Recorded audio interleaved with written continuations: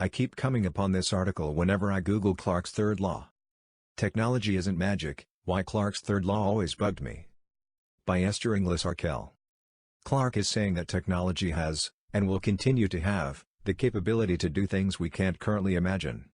As much as I like the idea, I have to say it's wrong for most of the definitions of magic I've ever seen. Magic is a fictional force that has the power of apparently influencing the course of events by using mysterious or supernatural forces. We know technology is real and magic is not real, but we can still see when something presents as magic until the rational part of our brain says that there must be some sort of explanation. When we see street performers do magic, no rational person legitimately thinks they are performing magic, but we allow our suspension of disbelief to let us enjoy the performance. Naturally, any alien or time traveler trying to put one over on a gullible new species can represent a technology as magic. That is the basis of the law. But I'm not sure that's correct. There have been plenty of crossovers between different cultures before now, and although people have been fooled briefly by technology, they generally catch on pretty quickly.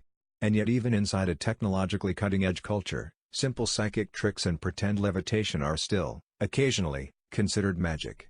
When it comes to technology versus magic, the point isn't the advanced state of the technology, the point is the exclusivity of the trick.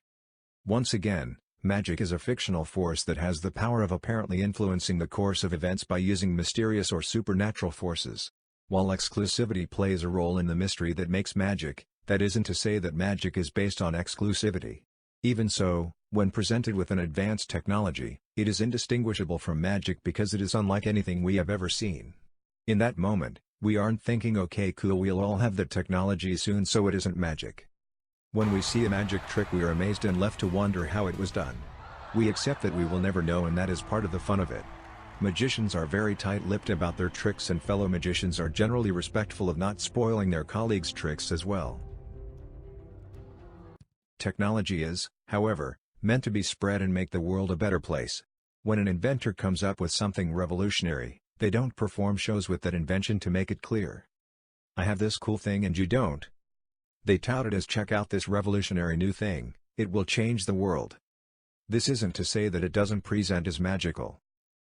Let us time travel for a moment. The closer we are to the era of technology, the more likely we are to accept its plausibility. Let's take two working iPhone Xs with a working cell phone tower in range. Let's go back to 2010 and show these phones to an average citizen. They will likely be impressed, but they won't have their socks knocked off. Let's go back to the year 2000 and show them to an average citizen. The level of amazement will increase, but we still aren't exactly thinking sorcery. Let's go back to the year 1950. Here, things begin to change a bit in terms of reaction. This would be mind-blowing, but can still be acknowledged as a really advanced technology. In 1950, they had television so the idea of a really tiny, portable television is within the realm of possibility. They had telephones so the idea of two people being able to talk to one another from a distance was also plausible. They also had radios, so the idea of wireless communication was also plausible. Now let's time travel back to the year 1750 with our two working iPhone Xs and working phone tower.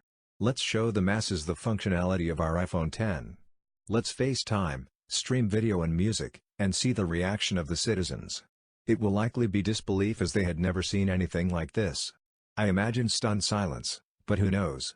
Will they be thinking magic? Unless this is Salem, probably not, and reason will prevail. Will they accept this as a future technology? Probably, but is this to say it isn't indistinguishable from magic? No. But we assume that, given the right training and resources, we could learn how to do it.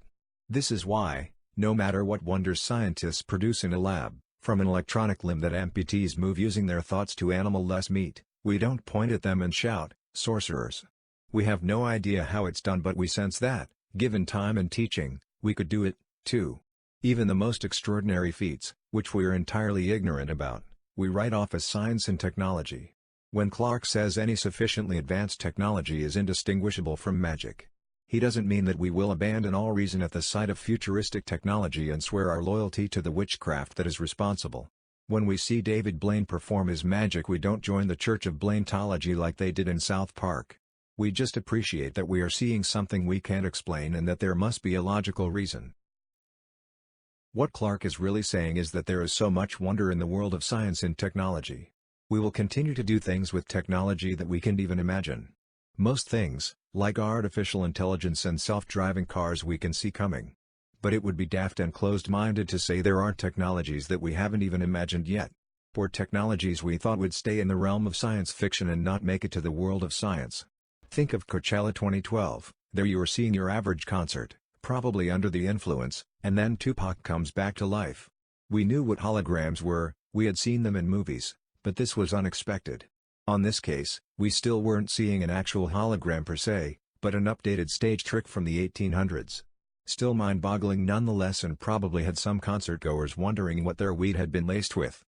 Let's take Arthur C. Clarke's third law at face value and appreciate what he is trying to convey. Technology will continue to have a more and more greater impact on our society. The technology that is to come is difficult to imagine, but it will be amazing. Almost magical, if you will.